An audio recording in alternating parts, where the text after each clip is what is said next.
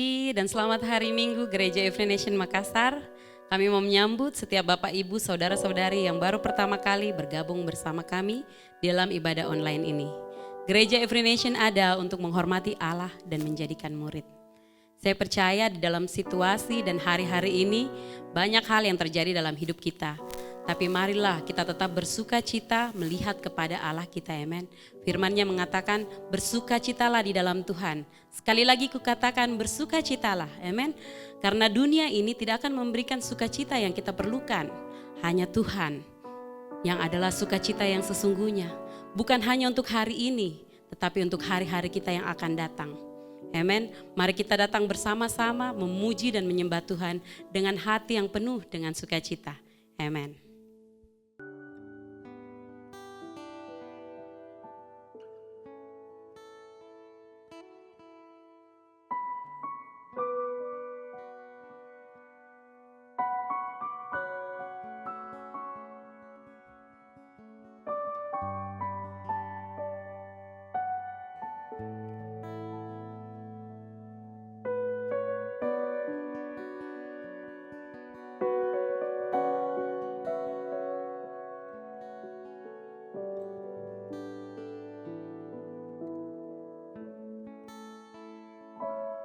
Ku datang Tuhan dalam hadirat-Mu,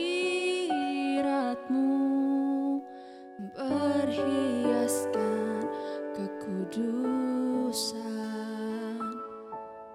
Seluruh surga sujud menyembah-Mu, ku tersungkur dan berseru. Ku datang Tuhan dalam hadirat-Mu, berhiaskan kekudusan. Seluruh surga sujud menyembah-Mu, ku tersungkur dan berseru.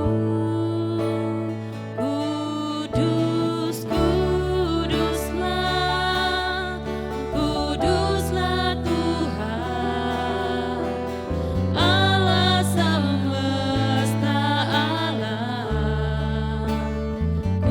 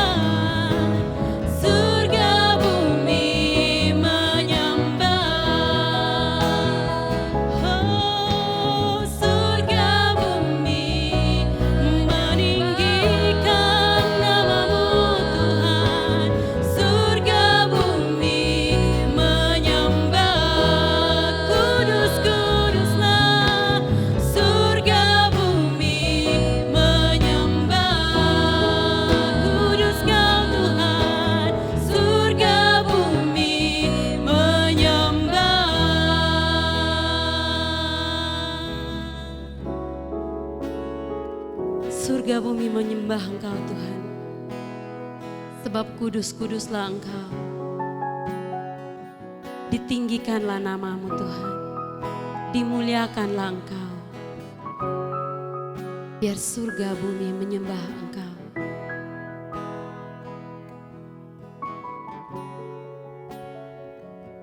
Segala mazmur, segala pujian ditinggikan hanya bagi Engkau Tuhan.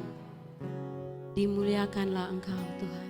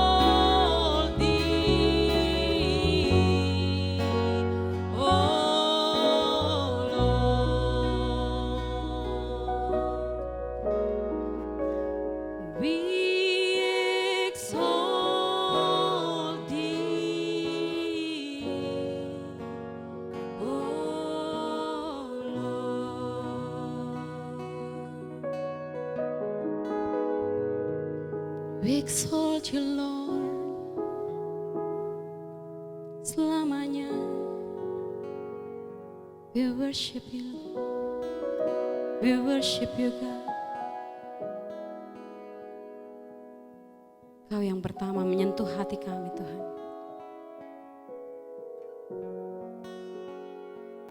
Engkau yang menganggap kami berharga di mata-Mu Tuhan.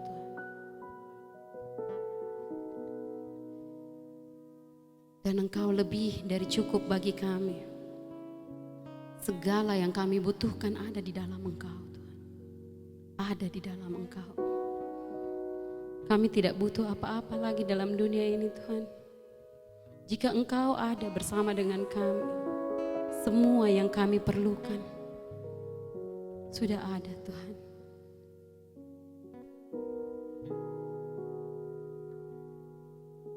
Kami bersyukur kepada Engkau. Terima kasih untuk sukacita yang Kau taruh dalam hati kami. Sukacita yang tidak ada di dalam dunia ini Tuhan. Sukacita yang hanya ada di dalam Engkau. Dan saat ini di dalam hadirat Engkau, kami merasakan Engkau. Kami merasakan sukacita-Mu yang mengalir setiap hari dalam hidup kami. Terima kasih Tuhan.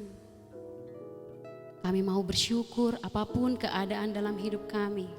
Karena kami tahu sukacita kami sungguh ada. Masa depan kami sungguh ada di dalam Engkau Tuhan.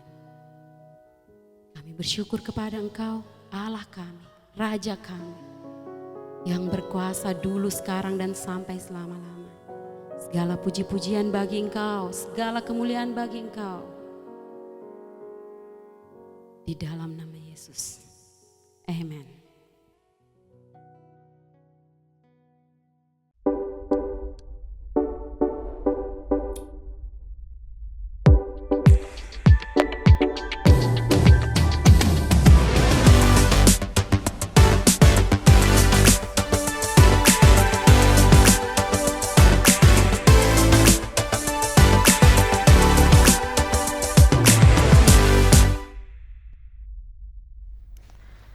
Selamat pagi Bapak Ibu Saudara-saudara yang dikasihi Tuhan. Selamat datang kembali di ibadah online kita pada hari ini. Kita bersyukur Tuhan masih memelihara kita, Tuhan masih menjaga kita dengan begitu luar biasa sehingga hari ini kita bisa datang untuk bisa memuji Tuhan bersama-sama, menyembah Dia, dan kita juga akan mendengarkan firman Tuhan pada hari ini. Kita percaya Tuhan selalu baik di dalam kehidupan kita. Kita masih berada di seri yang sama selama bulan Juli ini, seri kita tentang Joyful, dan kita akan melanjutkan seri Joyful ini. Ini adalah minggu terakhir dan saya percaya Bapak Ibu Saudara-saudara sekalian sudah siap untuk mendengarkan firman Tuhan. Dan ayat kita hari ini, karena ini minggu keempat dari seri kita Joyful dari kitab Filipi. Hari ini kita sudah sampai di minggu keempat dan kita berada di Filipi pasal 4. Dan untuk menghormati firman Tuhan, saya mengajak Bapak Ibu Saudara-saudara sekalian, mari kita membaca firman Tuhan hari ini dari ayat kita dari Filipi pasal 4, ayatnya yang pertama sampai dengan ayatnya yang ke-19. Saya akan membaca di sini dan Bapak Ibu Saudara-saudara bisa mengikuti, membaca di layar yang ditampilkan maupun di rumah kalau Bapak Ibu membuka Alkitab sendiri. Karena itu saudara-saudara yang kukasihi dan yang kurindukan, sukacitaku dan mahkotaku, berdirilah dengan teguh dalam Tuhan, hai saudara-saudaraku yang kekasih. Euodia kunasihati dan Sintike kunasihati, supaya sehati sepikir dalam Tuhan.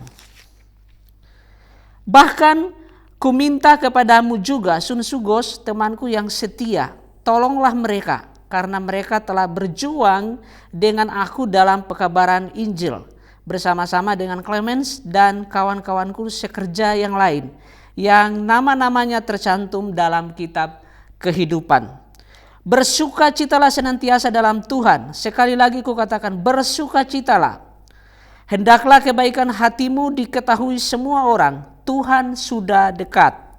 Janganlah hendaknya kamu khawatir tentang apapun juga, tetapi nyatakanlah dalam segala hal keinginanmu kepada Allah dalam doa dan permohonan dengan ucapan syukur. Damai sejahtera Allah yang melampaui segala akal akan memelihara hati dan pikiranmu dalam Kristus Yesus. Jadi akhirnya saudara-saudara, semua yang benar, semua yang mulia, semua yang adil, semua yang suci, semua yang manis, semua yang sedap didengar, semua yang disebut kebajikan dan patut dipuji, pikirkanlah semuanya itu. Dan apa yang telah kamu pelajari, dan apa yang telah kamu terima, dan apa yang telah kamu dengar, dan apa yang telah kamu lihat padaku, lakukanlah itu. Maka Allah sumber damai sejahtera akan menyertai kamu. Aku sangat bersuka cita dalam Tuhan bahwa akhirnya pikiranmu dan perasaanmu bertumbuh kembali untuk aku.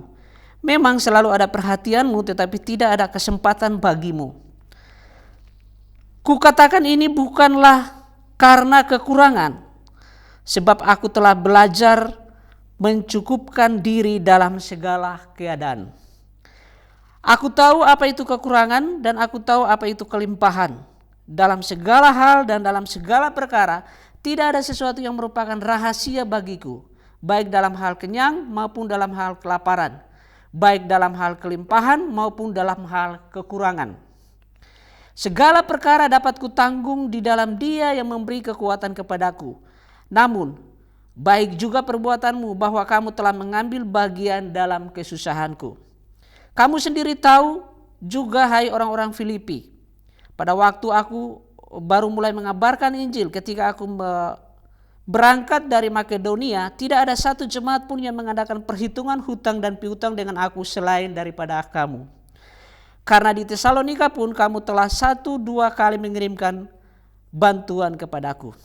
Tetapi yang kuutamakan bukanlah pemberian itu, melainkan buahnya yang semakin memperbesar keuntunganmu. Kini aku telah menerima semua yang perlu daripadamu, malahan lebih daripada itu. Aku berkelimpahan karena aku telah menerima kirimanmu dari Epafroditus, suatu persembahan yang harum, suatu korban yang disukai dan yang berkenan kepada Allah. Allahku akan memenuhi segala keperluanmu menurut kekayaan dan kemuliaannya dalam Kristus Yesus. Mari kita berdoa. Bapa di sorga, kami mengucap syukur untuk kasih-Mu bagi kami semua. Kami percaya Engkau Tuhan yang selalu menyertai setiap orang. Engkau Tuhan yang memenuhi kebutuhan setiap orang.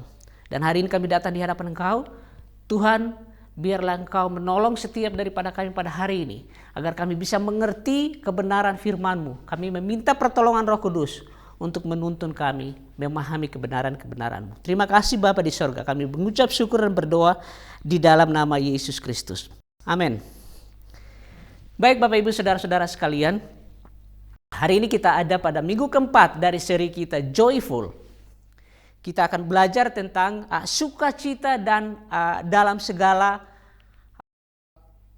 keadaan. Jadi dalam segala keadaan Tuhan menuntut kita, Tuhan mengajari kita untuk tetap bersukacita. Jadi bersukacita dalam segala keadaan.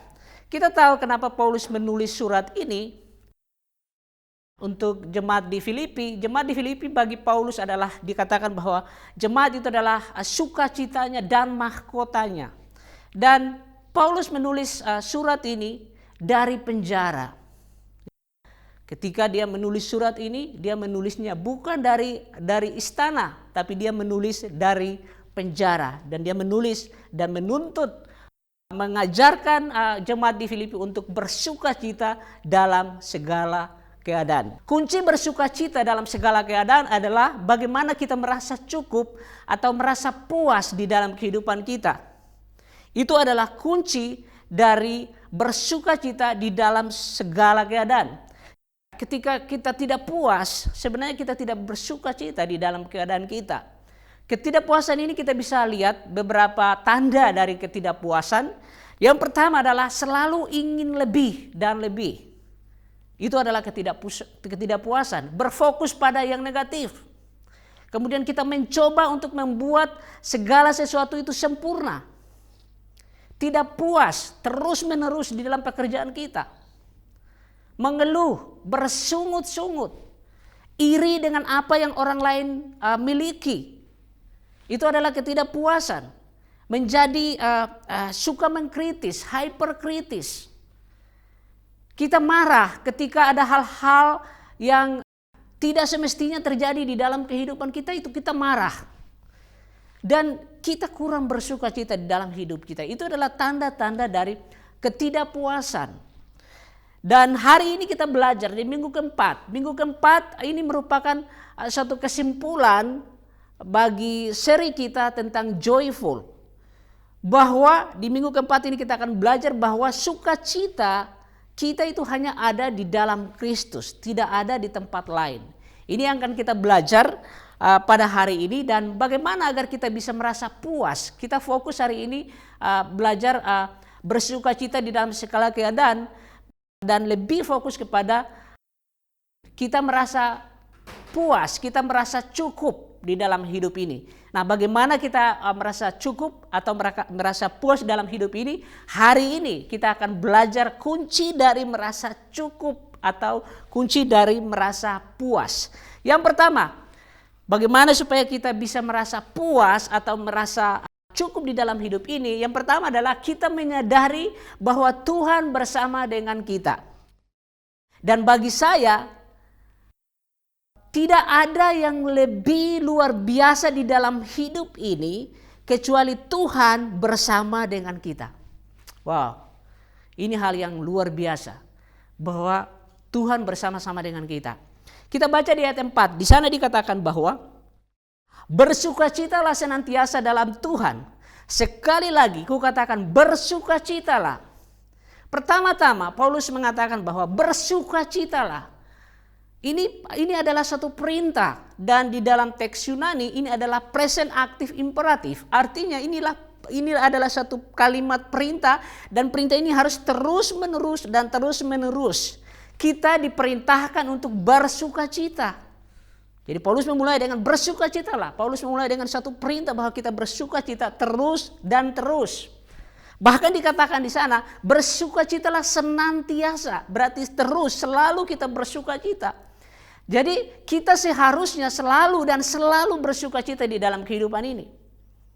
Jadi bersukacita ini merupakan tema seluruh kitab Filipi. Kalau kita baca seluruh kitab Filipi, itulah tema dari kitab Filipi adalah bersukacita. Bukan hanya di situ, dikatakan di ayat 4 itu bahwa, dan dikatakan juga bahwa bersukacitalah senantiasa dalam Tuhan. Artinya sukacita kita tidak tergantung dari keadaan apapun yang ada di luar kita. Amen. Tetapi karena kita ada di dalam Kristus, kita ada di dalam Tuhan, kita punya alasan kita bersukacita. Jadi kita bersukacita karena posisi kita ada di dalam Kristus.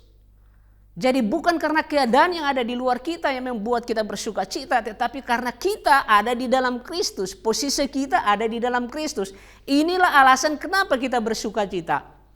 Di dalam ayat itu juga dikatakan Euodia dan Sintike, mereka ini berada dalam suatu situasi atau keadaan di mana ada perselisihan internal antara mereka. Tetapi apa yang terjadi? Paulus menuliskan kepada mereka untuk tetap bersukacita. Artinya, Bapak Ibu, bahwa sukacita tidak tergantung dengan apa yang di luar kita, tetapi karena posisi kita yang ada di dalam Kristus Yesus. Di ayat yang kelima dia katakan, hendaklah kebaikan hatimu diketahui semua orang, Tuhan sudah dekat. Tuhan mengatakan, hendaklah kebaikan hatimu diketahui semua orang. Jadi kebaikan hati diketahui semua orang. Jadi artinya orang percaya ini harus memiliki kebaikan di antara orang percaya, sehingga itu akan terlihat oleh orang-orang di luar jemaat, di luar gereja, di mana orang-orang yang belum percaya, mereka melihat kebaikan orang-orang percaya, dan itu akan menarik mereka datang kepada Tuhan. Ini yang Paulus tuliskan kepada jemaat di Filipi di ayat 5 tadi. Kemudian dikatakan Tuhan sudah dekat. kata dekat memang ini sering digunakan dan berhubungan dengan waktu. Dan kita lihat di dalam seluruh kitab Filipi, kedatangan kedua dari Tuhan adalah tema yang sering diulang di dalam kitab Filipi ini. Ini sangat mirip dengan kata Aram yang sering kita sebut dan sangat familiar bagi kita adalah Maranatha atau Tuhan datang. Sebenarnya Tuhan dekat, Tuhan ada bersama-sama kita. Jadi selain bahwa kata dekat ini dikaitkan dengan kedatangan Yesus yang kedua kali, kedatangan Yesus inilah yang mendorong kita untuk hidup seperti ini di dalam kehidupan kita sebagai orang Kristen. Tetapi kemungkinan yang lain adalah ini bisa menunjuk pada waktu firman Tuhan mengatakan bahwa Tuhan sudah dekat. Ini artinya bahwa Tuhan bersama-sama dengan kita. Tuhan dekat dengan kita. Tuhan bersama-sama dengan orang-orang percaya. Jadi Bapak Ibu Saudara-saudara, bayangkan kalau Tuhan bersama-sama dengan kita. Saudara, kalau saya sebagai seorang karyawan, tentu waktu saya bekerja itu sangat berbeda waktu ada atasan dan tidak ada atasan. Betul? Saya percaya ketika dalam hidup kita, kalau hari ini ada Bapak Presiden di tengah-tengah kita, kita akan berlaku sangat sopan. Kita akan berlaku sangat baik dibandingkan dengan tidak ada Bapak Presiden. Ya, di dalam rumah kita, mungkin saya akan teriak-teriak sama anak saya, sama istri saya. Tapi kalau ada Bapak Presiden, kemungkinan besar saya tidak melakukan itu. Bagaimana dengan Tuhan yang bersama-sama dengan kita? Apakah kita akan bersikap kasar? Kita harus lihat bahwa Tuhan bersama-sama dengan kita. Allah dekat dan bersama kita. Dia tahu, Dia mampu, Dia Allah yang besar, Dia Allah yang kuat. Karena Dia ada bersama kita, ada alasan bagi kita untuk merasa puas di dalam hidup ini. Jadi tidak ada yang paling luar biasa di dalam hidup ini ketika Tuhan bersama-sama dengan kita. Tuhan ada bersama-sama dengan kita.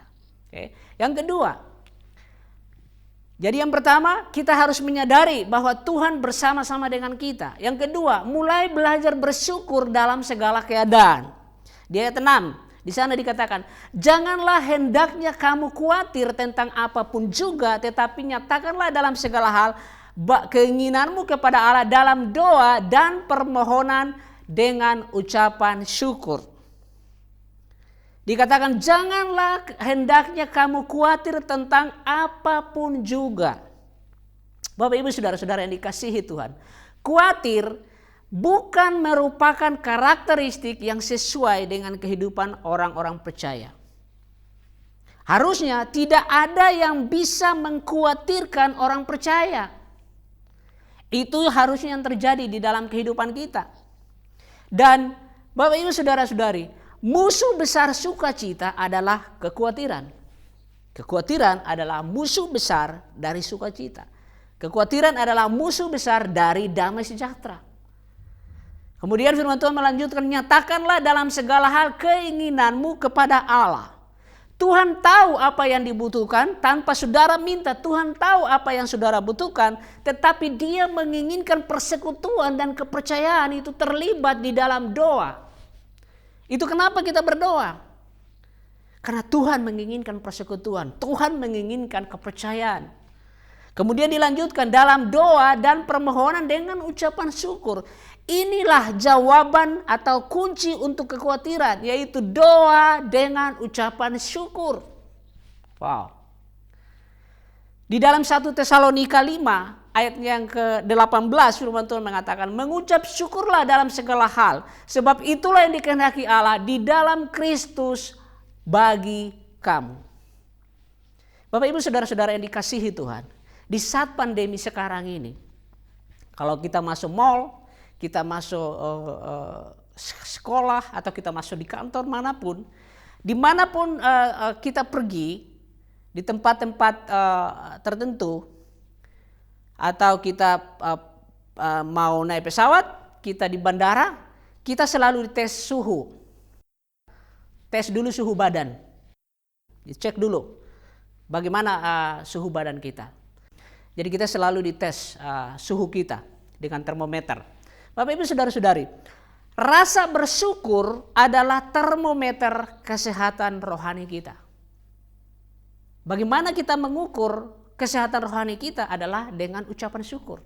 Jadi ucapan syukur merupakan termometer kesehatan saudara dan saya. Mungkin saudara mengalami kegagalan.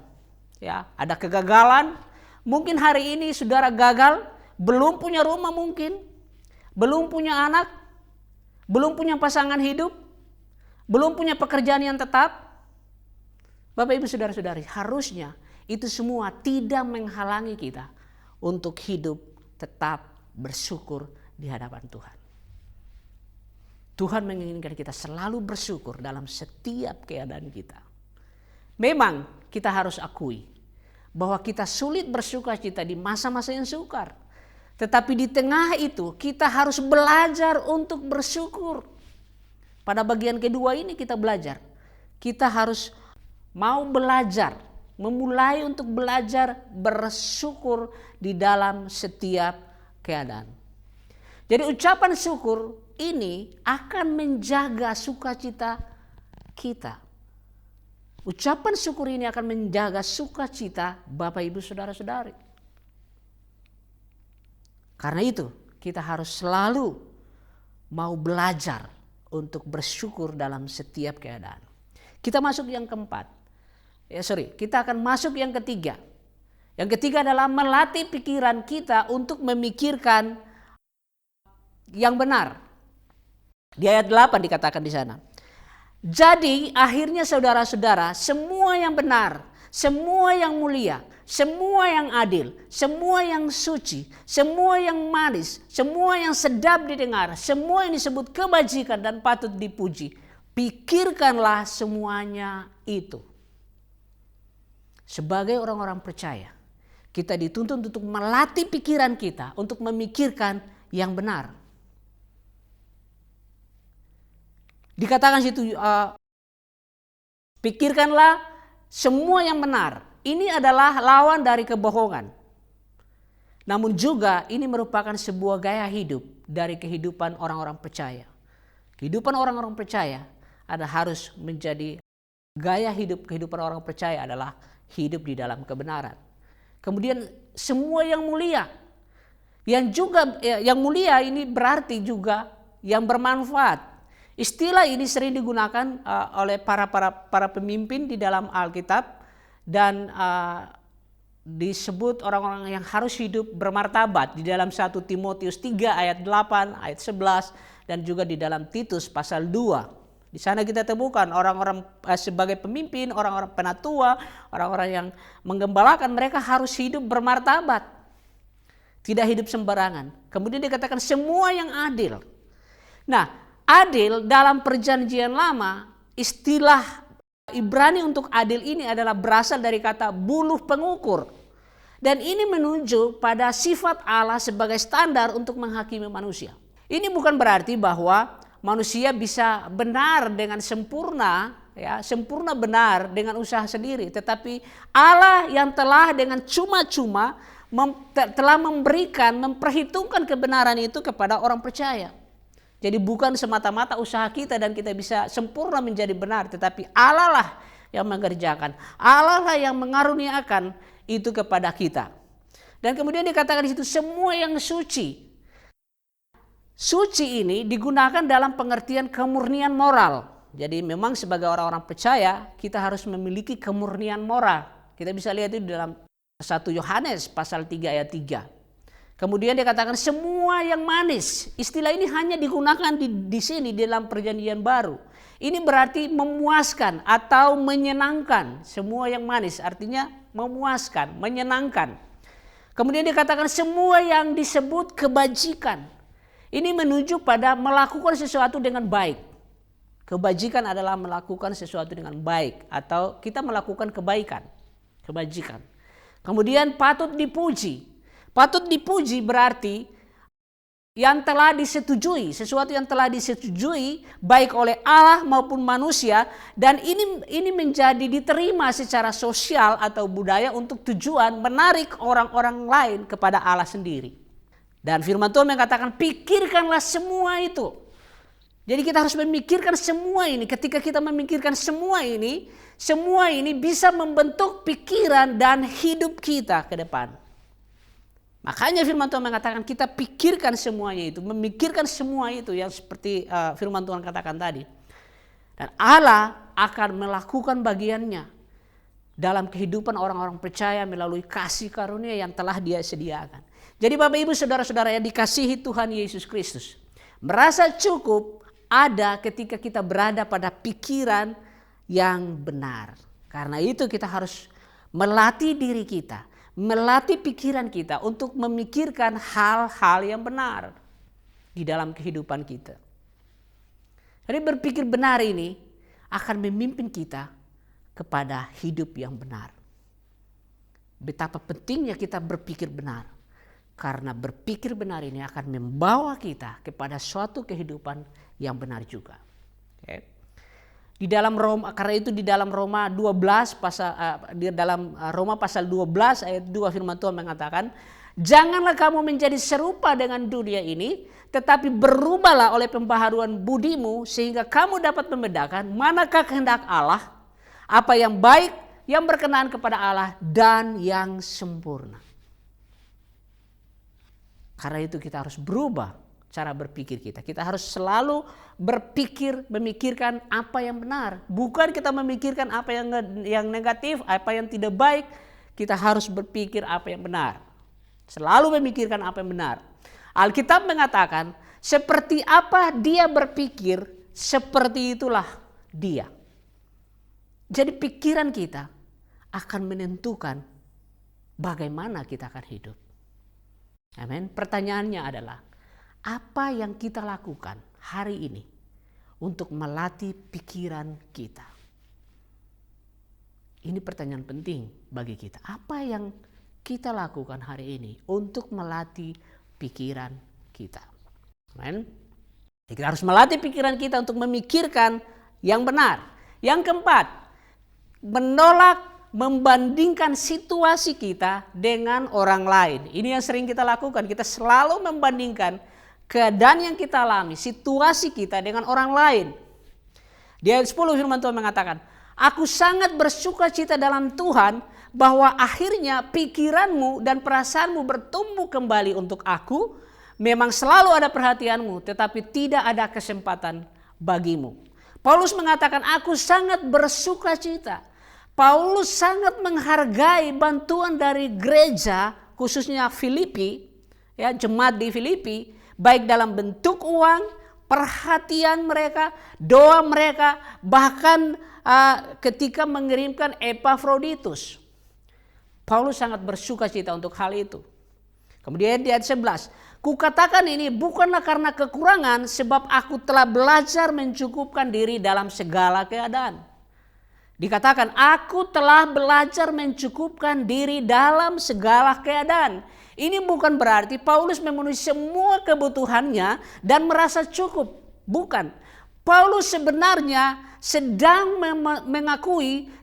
dia sedang mengakui bahwa semua ini dicukupkan oleh karena Tuhan.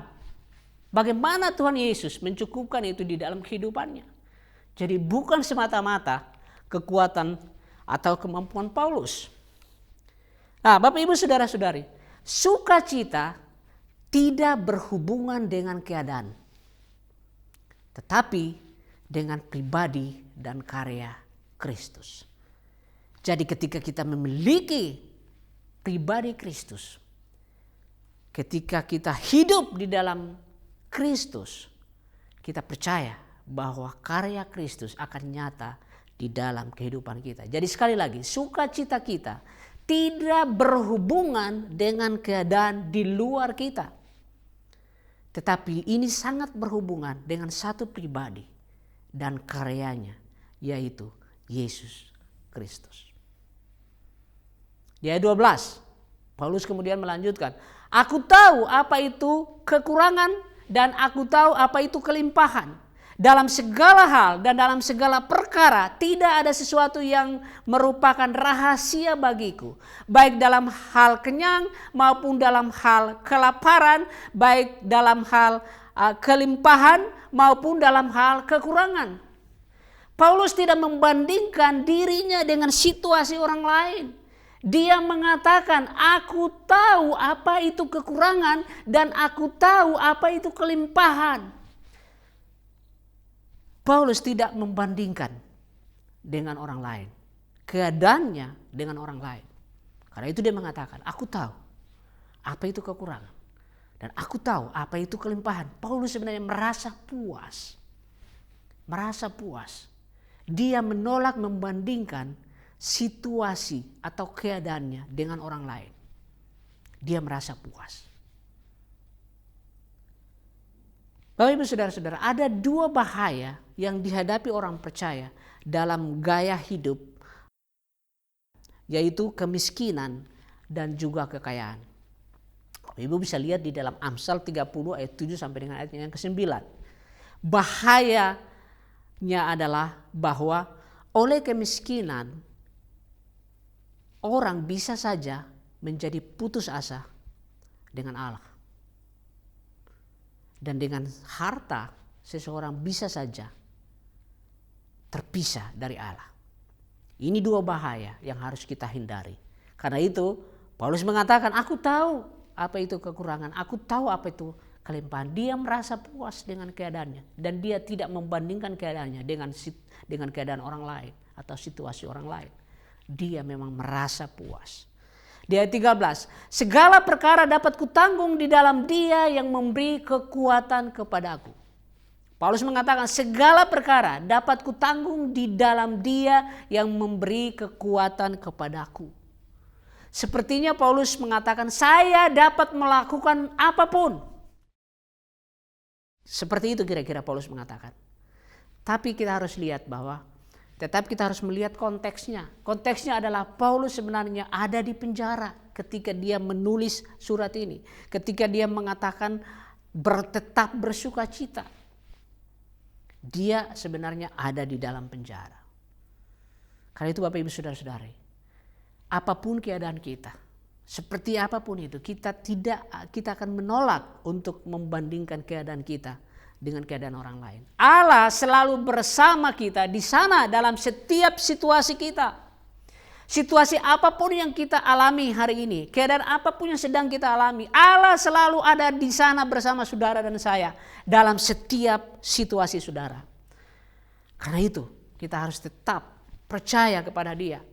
Membandingkan adalah pencuri sukacita. Tetapi merasa cukup adalah keuntungan yang sangat luar biasa, keuntungan yang sangat besar di dalam hidup kita. Karena itu jangan pernah membandingkan. Kita harus menolak membandingkan keadaan kita dengan orang lain. Dan yang terakhir, yang kelima, mempercayai kemampuan dan penyediaan Tuhan di dalam hidup kita. Di ayat 17, tetapi yang kutamakan bukanlah pemberian itu, melainkan buahnya yang makin memperbesar keuntunganmu. Dikatakan bahwa yang kuutamakan, Paulus menyadari bahwa orang-orang Filipi akan menerima berkat dari Tuhan untuk pelayanan dan kemurahan hati mereka di dalam Injil. Dan kemudian Paulus melanjutkan yang semakin memperbesar keuntunganmu. Ini adalah metafora yang menuju pada bunga yang diperoleh dari simpanan di dalam rekening. Jadi keuntungan ini maksudnya sebenarnya bunga yang diperoleh ketika kita menabung di dalam sebuah rekening. Jadi Bapak Ibu Saudara-saudari, memberi untuk pelayanan Injil ini menghasilkan berkat-berkat Injil. Karena itu kenapa kita selalu memberi untuk pemberitaan Injil? Karena ada berkat-berkat dari Injil. Oleh karena itu kita tidak pernah berhenti untuk mensupport setiap pemberitaan Injil. Sekarang kita ada membuka di Toraja dan juga kita akan memulai di kota-kota yang lain, di provinsi lain. Bapak Ibu Saudara-saudara, kita harus memberi dalam pelayanan Injil agar kita bisa menghasilkan berkat-berkat dari Injil. Di ayat 18, Firman Tuhan mengatakan, kini aku telah menerima semua yang perlu daripadamu. Malahan lebih daripada itu, aku berkelimpahan karena aku telah menerima kirimanmu dari Epafroditus, suatu persembahan yang harum, suatu korban yang disukai dan yang berkenan kepada Allah. Dikatakan, kini aku telah menerima semua yang perlu daripadamu. Ini adalah istilah bisnis sebenarnya untuk suatu penerimaan pembayaran secara penuh. Paulus merasa gereja ini, gereja Filipi telah melakukan semua yang diharapkan dan jauh lebih daripada itu. Di ayat 19, Allahku akan memenuhi segala keperluanmu menurut kekayaan dan kemuliaannya dalam Kristus Yesus. Allahku akan memenuhi segala keperluanmu. Ini bukan sebuah cek kosong dari Allah. Ini benar-benar ceknya ada isinya. Tidak ada cek kosong yang berasal dari Allah. Allahku akan memenuhi segala keperluanmu. Wow, Tuhan tidak pernah menulis cek kosong dan memberikan itu kepada kita. Selalu cek itu akan ada isinya dan memang benar-benar ada. Tuhan akan memberkati setiap orang memberi untuk mendukung, mensupport pelayanan pemberitaan Injil. Jadi Tuhan akan memenuhi semuanya itu. Tetapi ini juga bukan berarti janji ini bisa diklaim di luar konteksnya. Dan bisa diterapkan kepada setiap keinginan kita. Bukan itu. Tentunya bukan itu. Dalam konteks ini berkaitan erat dengan penyediaan untuk pelayanan. Ketika kita mengambil bagian dalam pelayanan, Tuhan akan menyediakan. Ketika kita benar-benar mengambil bagian dalam pelayanan pemberitaan Injil, Tuhan akan menyediakan. Baik itu orang, baik itu apa yang kita perlukan, bahkan keuangan, Tuhan akan menyediakan. Ketika kita benar-benar mau terlibat di dalam pemberitaan Injil. Jadi Tuhan selalu akan menyediakan bagi mereka yang memberi untuk pemberitaan Injil, untuk pelayanan Injil. Kemudian dia katakan di situ, menurut kekayaan dan kemuliaannya dalam Kristus Yesus. Harus kita ingat baik-baik Bapak Ibu Saudara-saudara, bahwa seluruh pasal ini yang sedang kita bicarakan dari pasal 4 ini didorong oleh karya Kristus. Didorong dan ini terjadi karena Kristus. Makanya dikatakan di dalam Dia. Di ayat 1, ayat 2 dan ayat 4. Di dalam Dia. Ini hanya dimungkinkan di dalam Dia, di dalam Kristus Yesus. Bapak Ibu Saudara-saudara sekalian, semua berkat Allah datang hanya melalui Kristus. Tidak ada dari yang lain. Hanya melalui Kristus. Dan Bapak Ibu Saudara-saudara, kita semua ada di dalam Kristus. Di dalam 2 Korintus 8 ayat 2. Ini adalah satu contoh yang sangat baik.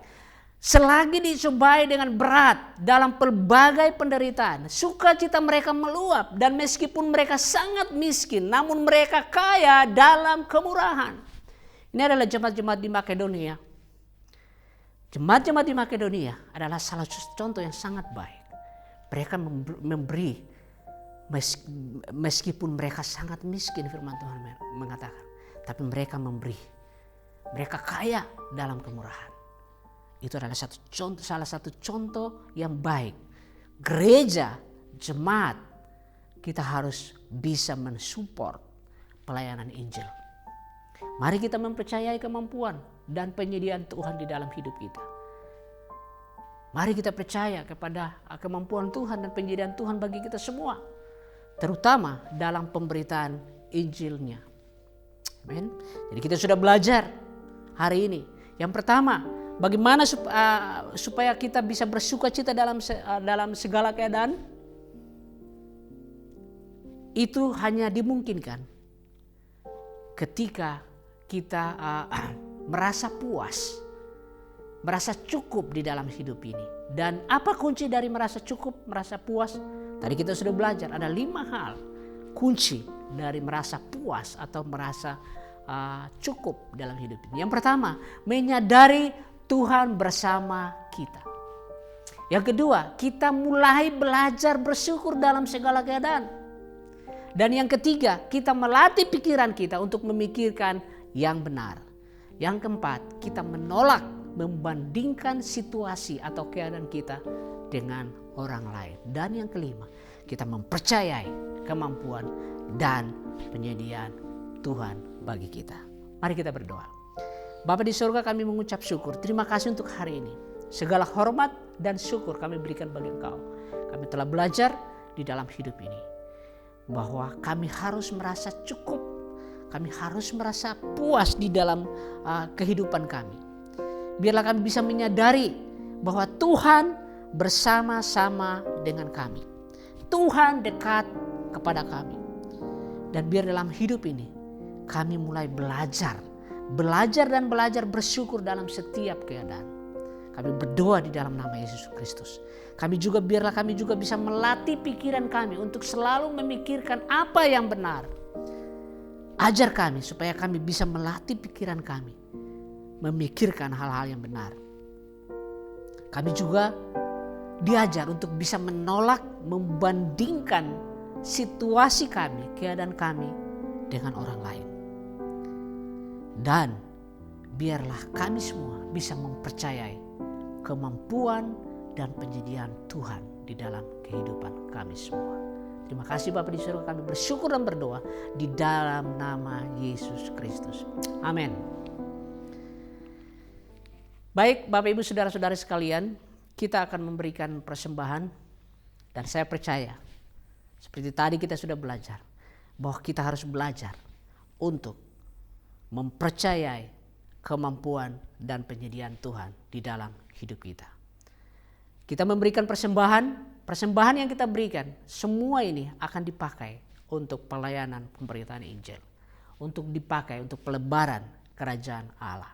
Dan ketika kita mempercayai kemampuan Allah, mempercayai penyediaan Allah, kita akan mengambil bagian di situ. Dan Tuhan yang begitu kaya, Tuhan yang begitu berkelimpahan karena saudara ada dalam Kristus, Dia akan memberkati kita dalam segala kekayaan. Karena itu ketika kita memberi, kita tidak pernah takut, kita tidak pernah khawatir. Karena kita tahu Dia mampu dan Dia adalah Allah yang menyediakan.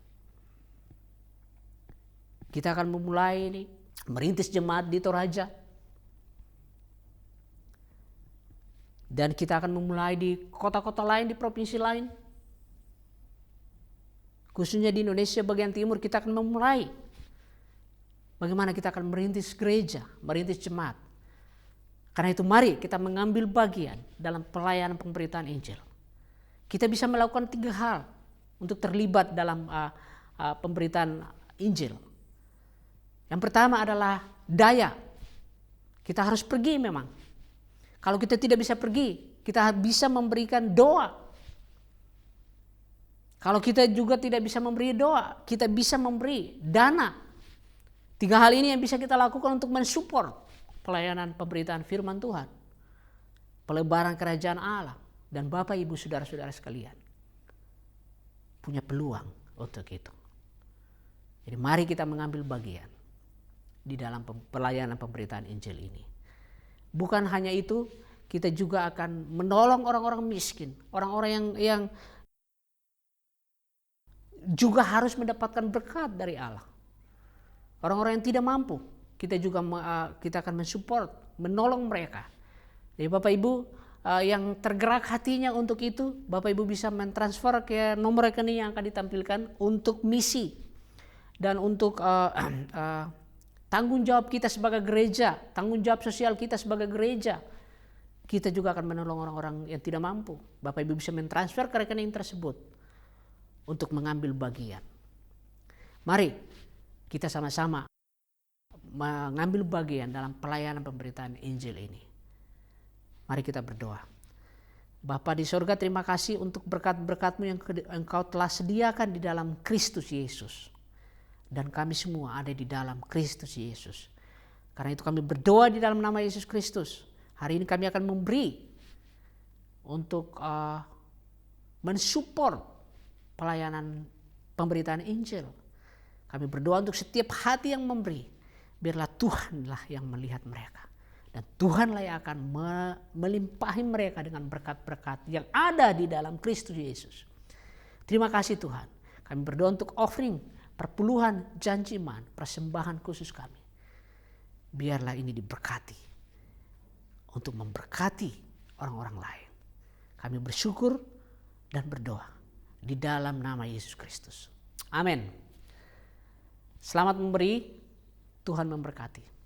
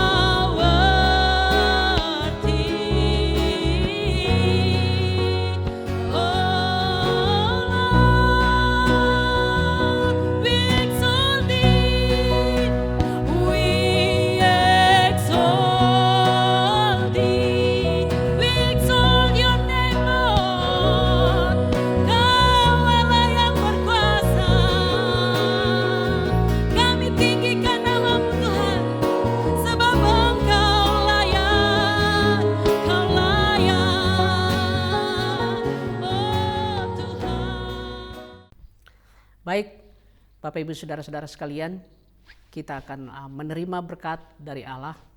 Mari kita terima berkat. Berkat dari Allah Abraham, Allah Ishak dan Allah Yakub.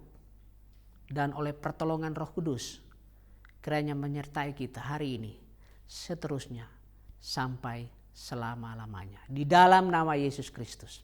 Amin. Baik Bapak Ibu Saudara-saudara sekalian, ibadah kita telah selesai. Selamat bersekutu satu dengan yang lain. Sampai jumpa di minggu depan. Tuhan memberkati.